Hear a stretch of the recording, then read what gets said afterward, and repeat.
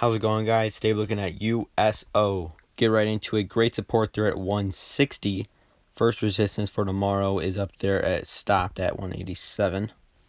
Now looking at the 5-day chart here, we'll find more resistance at, let's say, what is that there? 310,